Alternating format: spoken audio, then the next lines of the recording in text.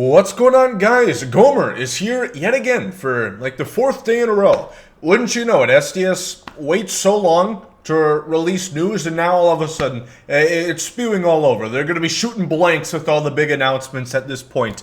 But we have more Team Affinity stuff. We have brand new reveals, and we're going over every card in Team Affinity Season 1, what we have revealed so far, and also filling in the holes with some predictions by Gomer himself. So, without further ado, leave a like down below and subscribe to the channel. That's the ado that we cannot go further without.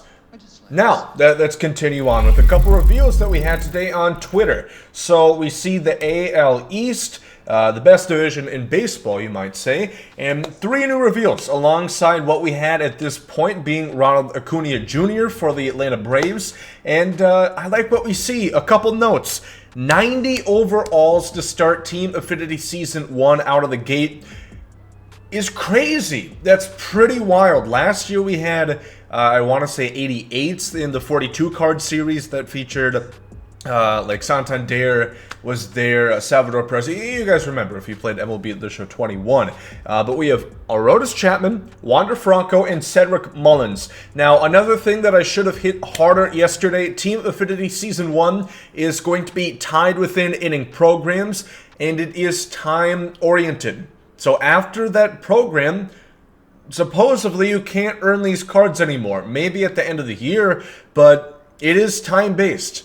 So that's not great. I'm not a big fan of that feature. I forgot to mention that yesterday. But 90 Aroldis Chapman at launch is going to be pretty scary. You know, Aroldis Chapman, a scary individual in and of itself. And Wander Franco, very happy to see him, and Cedric Mullins. So I like this group of 3. We're going to see the Red Sox and the Blue Jays get revealed today by Flank Thomas and MLB Gaming, respectively. So follow me on Twitter and follow them on Twitter, and just keep up to date with this information as it is revealed. But let me know what you guys think about these 3 and Acuna to this point that we have gotten, and the overalls. Do you think they're too high to start out the game as? Because these cards, alongside the pre-order cards, which are like an 88 overall, it's going to make it pretty tough for a long lifespan of Live Series cards. I'll leave it at that. But let's go ahead and look over some predictions now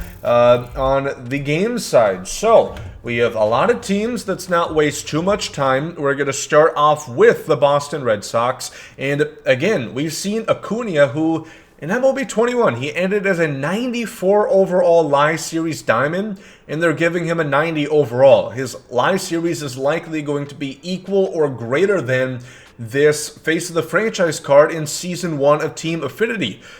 So I have no choice but to guess a lot of these guys are going to be the legitimate Face of the Franchise.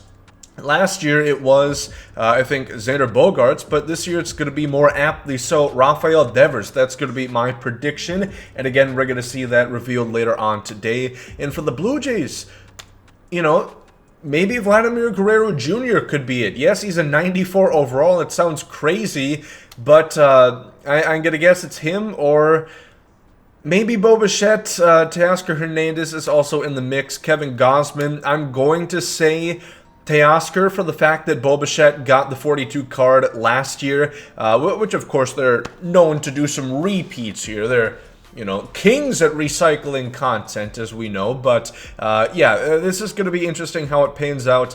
I don't know if I love the prospect of them adding a lower overall card to a Live Series, but we'll see how it goes in the season. The White Sox, another tough one to predict. My guess is going to be Luis Robert right here. It could be Yasmani Grandal. It could be Liam Hendricks. They don't often put a bunch of relievers in here. Lance Lynn, Tim Anderson, Jose Abreu. There's tons of options here, but I'm going to pick Luis Robert for the Cleveland Guardians, as they're now known. I'm going to go ahead and pick Justin Bieber here. I don't think Jose Ramirez is going to get it, just because, you know, they like to mix in starters. And yes, he would be the best pick for the Guardians, but that's exactly why they won't pick him. They disservice Jose Ramirez a good amount. The Tigers, I'm going to pick Javier Baez. You know, I don't know who else could get it. Maybe Casey Mize, maybe Akil Baddoo. Jonathan Scope potentially, but I'm going to go ahead and pick Javier Baez, a brand new pickup for the Detroit Tigers this year. The Royals, is it any question? Ad nauseum, another Salvador Perez. Lord knows we had a shortage of Salvador Perez cards last year. There was 1, 2, 3, 4, 5 Diamond Salvador Perez. So let's start the counter now and have it at 2 by launch. That's a good way to kick it off, damn it. But otherwise, it could be a guy like Adalberto Mondesi that could be quite cool as well. For the Twins, if it's not Buxton, I'd imagine Correa, but I'm going to guess Byron Buxton will be the guy that gets it. Again, I'm not sure if they're going to have these newly acquired players as the face of the franchise, but in some of these cases, that's probably how it's going to be. You know, I would consider Javier Baez the guy in Detroit right now. For the Astros, I'm going to pick Jose Altuve. I would maybe want Kyle Tucker more. I love his finest card. Absolutely rakes with him this year. But Jose Altuve doesn't get a lot of love by SDS either. Perhaps for 2017 reasons, but who's to say?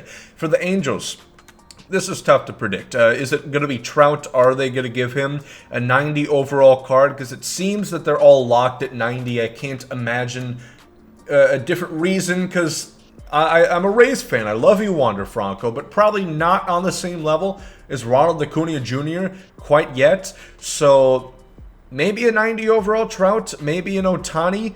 We could see, but I imagine he's going to have a cover card within the pre-order pack, so we're going to have to see. The Oakland A's, good lord. I mean, just look across. He's not there, he's not there, he's not there, he's not there. Nope. Nope, I don't think Andrew Shaffin's there as well. I mean, who's going to get the fucking card? You know, Chad Pinder, Frankie Montas, Sean Manaea, but are they the face of the franchise if they're going to get flipped at the deadline come July? So it's a weird place for the Oakland A's to be. Maybe Sean Murphy, but he's even in trade conversations. Rough time to be an A's fan, for sure. Moneyball, though, right? $0 spent this season. Unbelievable. Absolutely should have to forfeit ownership of the team at that point. If you don't spend 10 grand to improve your team on players, I don't care if you're rebuilding. That's malarkey. That's blasphemous. That's fucking garbage. Do better, Oakland. For the Mariners, again, they have a decent amount of candidates that they could go ahead and have. I'm going to pick Mitch Haniger. However, he's probably the biggest face in Seattle. Maybe not after this season, but currently, you know, Kyle Seager retired. Guys like Logan Gilbert, Ty France, he had a really good year last year, as did J.P. Crawford. But, yeah, Mitch Haniger is going to be the guy who I pick for the Rangers.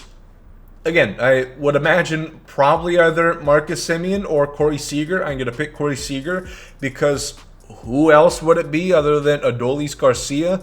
Kiner Falefa's no longer there. He was a Twin for 8 hours, and then he was a Yankee. So, or he is a Yankee currently, unless he gets traded again relatively soon here. The Braves, we know, is going to be Ronald Acuna Jr., which I'm very happy about. Raked with this card last year. The three-hit monster in that rotation in Miami. I'm going to pick Sandy Alcantara. Really like his cards always. Throws a hard sinker and a fastball. Has the basic meta 5-pitch utility belt for a starting pitcher in DD. I hope to God that this is not Jacob deGrom. I'm going to be seething in anger if we have to face a free 90 overall Jacob deGrom come launch. Do not do it, SDS. Don't you dare. Do Pete Alonso or someone far less meta. Thank you. The Phillies, I'm going to pick Bryce Harper. He's a 90 overall. He was the MVP. He is the face of the franchise. I know they added Schwarber and Castellanos, two faces of defensive liability, but Bryce Harper is going to be my pick here. The Nationals, I'm going to pick Steven Strasburg. You know, Juan Soto's clearly their face of the franchise, but Strasburg won World Series MVP, and I just don't think they want to release a top-end Juan Soto right away. Again, with the Yankees, they easily could have done Aaron Judge, but they did Aroldis Chapman. Garrett Cole would have probably made more sense than Aroldis Chapman, but that's what I mean. A lot of the times you'll see the face of the franchise, like Cedric Mullins and Wander Franco. Completely agree. Then you'll get Aroldis Chapman. Certainly not the face of the Yankees. The face of not a very good person, I will say. The Cubs, I'm going to pick Maybe Wilson Contreras. Again, they don't really fit in too many catchers that often, so probably him or Patrick Wisdom. I would love to see a Seiya Suzuki to start out the year, but we'll see. The Reds, again, a team that is gutted to all hell. Going to be between Joey Votto or Jonathan India. I'm going to go ahead and pick Joey Votto for the Reds. The Brewers, again, have a ton of options. I'll go with Josh Hader because, again, they like to fit in relievers at some points here, and I would say probably Hader is the face of the Brewers.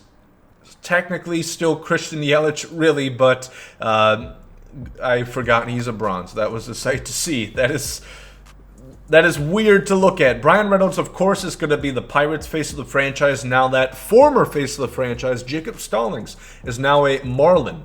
So that's sad to see him go. The Cardinals, a team with a lot of options. I'm going to pick Tyler O'Neill. If you ask MLB Network, he's only the 7th best left fielder in Major League Baseball currently, but real fans know he's probably top 1. Realistically. So, could be Arenado, could be Bader, could be Goldschmidt. There's a lot of candidates for the Cardinals right there. The Diamondbacks do not have a lot of candidates. It's surely going to be Ketel Marte, which I'm very happy with. He always gets these early game cards, switch hitter, and can play a lot of positions, and just a beautiful swing. The Rockies, my pick is probably going to be Chris Bryant. If not him, I could see Ryan McMahon more than likely being it, or maybe a 5th future star Brendan Rodgers card that they're going to release eventually. Damn it, he's going to break out. The Dodgers, a lot of guys that could get it, of course. I'm going to go with Mookie Betts. He's my pick here. A lot of people seem to underrate right off Mookie. You know, he didn't have as good of an offensive year last year, but still think he's really good. So if it isn't him, they could give us Max Muncy, Will Smith, Trey Turner, and we'd be happy with about any result. The Padres, I don't see him giving Tatis quite yet. Who knows, though? I'm going to pick Manny Machado. Like I said, Acuna kind of sets the bar. Maybe they are just going to go the literal face of the franchise and give out a 90 Fernando Tatis Jr. in Team Affinity Season 1, but that's just pretty unlike what they've done before, so we're going to have to wait and see. Then the Giants, no Buster Posey. That's weird not considering him the face of the franchise, but it's probably Brandon Crawford, who I would consider the top guy in San Francisco.